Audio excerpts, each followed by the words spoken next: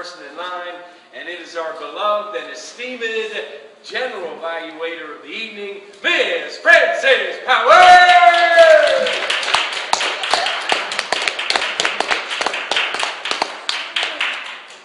Good evening again, fellow Toastmasters. Oh, I need to get some coffee. To wake up. This portion of the meeting allows me to introduce our two evaluators. As Jared mentioned a while ago, the rivalry. No. They have to go home together tonight. We'll see what happens. And also to give a general evaluation of the meeting as a whole. To evaluate our first speaker, evaluate Mr. Horace's speech legacy, please help me welcome truly distinguished Toastmaster, Ms. Renee Moyd.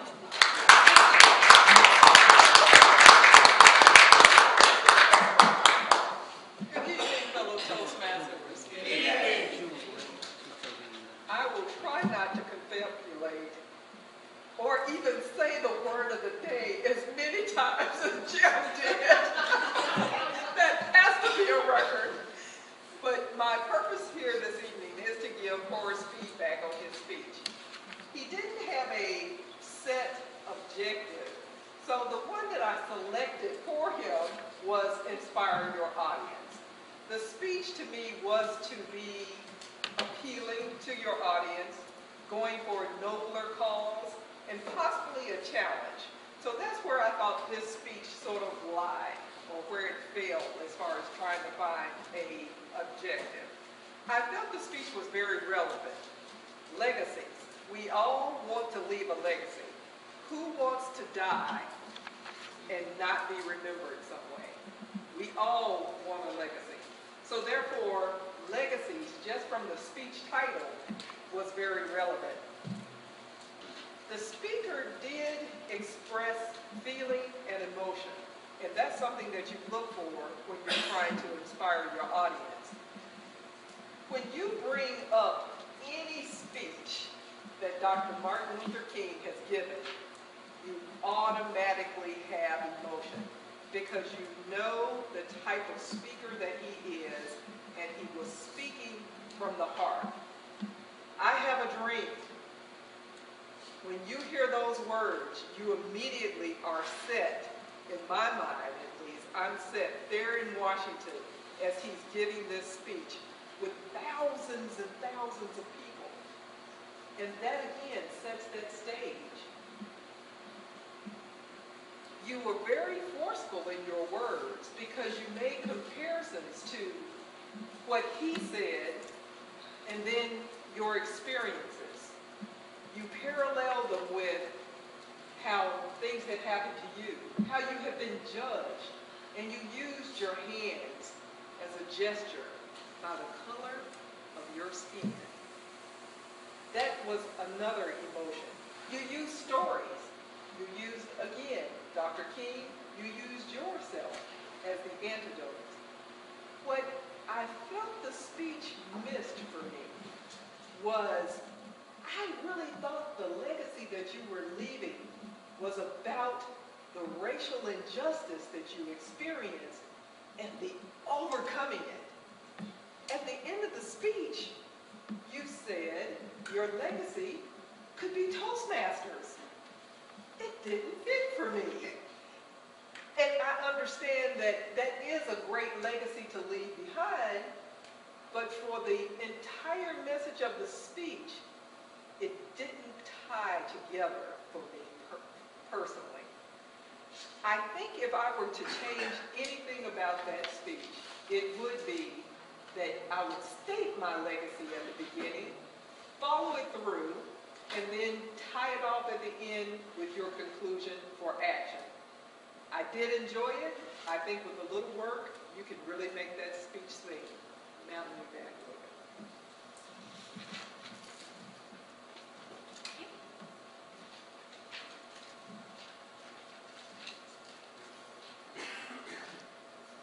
Told you I wasn't awake. I forgot to tell you the time of the evaluation. It's 2 to 3 minutes. The green light come on at 2, 2.5 orange, and 3 red. Thank you, Scott. We got that straight. Need a tutorial. All right, now confabulating. Let's move on to our second evaluator to evaluate Miss Elise's speech on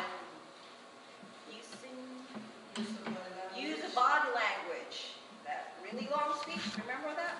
Please help me welcome distinguished Toastmaster Jonathan Moore.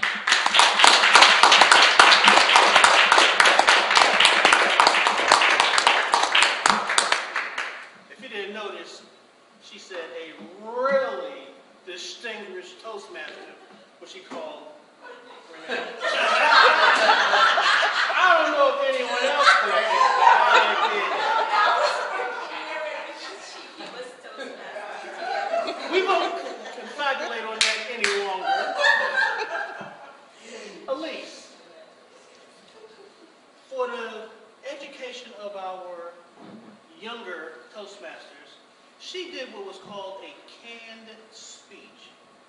As a club, when you start moving, first as a club, you have to do at least 2 canned speeches every year as a club.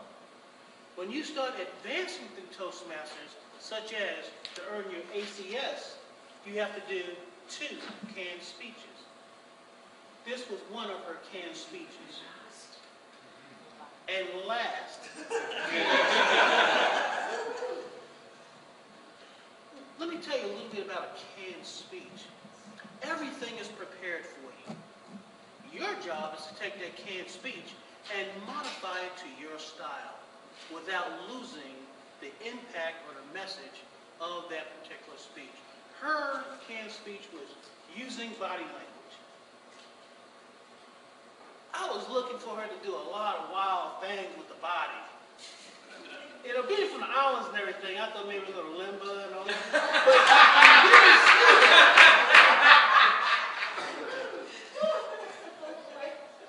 But that's okay. I understand. You know, I'm getting close to 50, so I feel you on that. A couple other things as a canned speech. You try to stay away from notes. She had a note sitting up in front of her, and you could tell from time to time she would look down and read them. You try to stay away from your notes. She's an advanced Toastmaster, so try to stay away from some of the things that I really loved about her presentation. Was she used humor and she used stories. That makes it more personal, and we can relate more to her presentation by doing that. A couple other things she did that she did very well. She used facial expression to describe using your body versus her hands and her feet. She used her face, and that is a very important aspect of us as speakers because people read into your presentation by expression on your face. It's an outstanding job on that. What would I say was good about her presentation? The topic itself, because as Toastmasters, we present all the time. And if you realize how much your body language is presenting a message, this will help you out. One of the things I would have loved was a handout. That's one of the things about the canned speeches, full of information.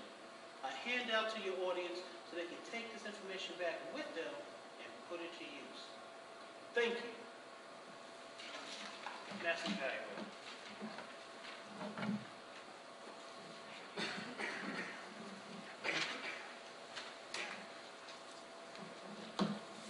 Can I get the times for our evaluators? Yes.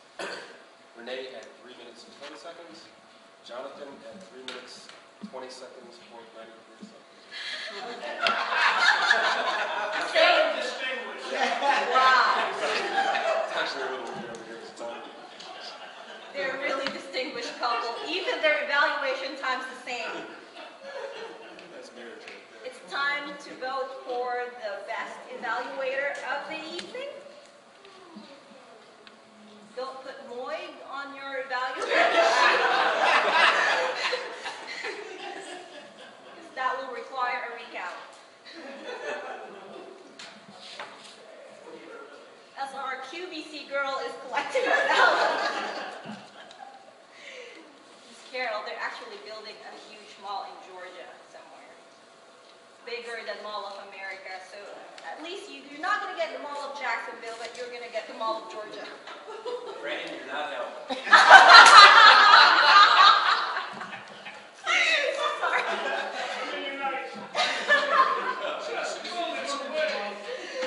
All right, some serious stuff now. Mr. Horace, I don't know what happened to your watch, but we did not start on time this evening.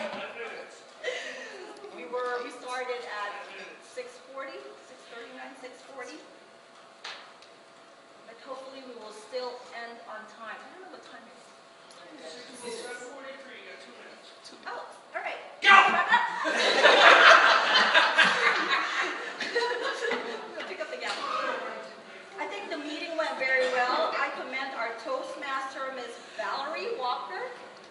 Even if she did not have all the information she needed, I encourage everybody, not just for our speakers this evening and for our Toastmaster, if you are speaking or if you are the Toastmaster, please make every effort to get your speech information to the Toastmaster.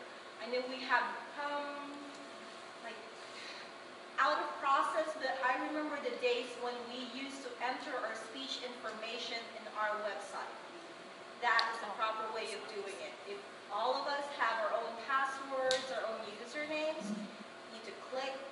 If you're speaking, speaker number 1, you can put all your speech information on the website. So the Toastmasters will not scramble at the nth hour, 5 o'clock, 5:30 in the afternoon, trying to get everybody's speech information. What is that website? NorthJax at freetoasthost.us. It's actually when Jamie sends out the agenda, she sends it out from the website, so you could get it from there.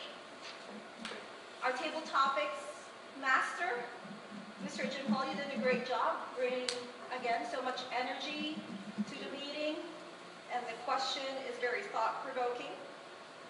You know, we lived in Jacksonville for a long time. Some of us are natives here, and we just don't think about that question. So good job on our topics. The evaluators and the speeches were very well delivered, both for speakers and, of course, our evaluators. Kidding aside, both of you are 2 of our top-notch evaluators. And Renee is more distinguished, is really distinguished because she's my mentor.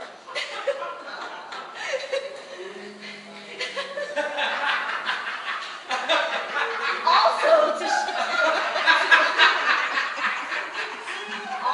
show that even though you are been in Toastmasters for a long time, you can still have a mentor. You can still reach out for our DTMs in the house and ask for evaluations.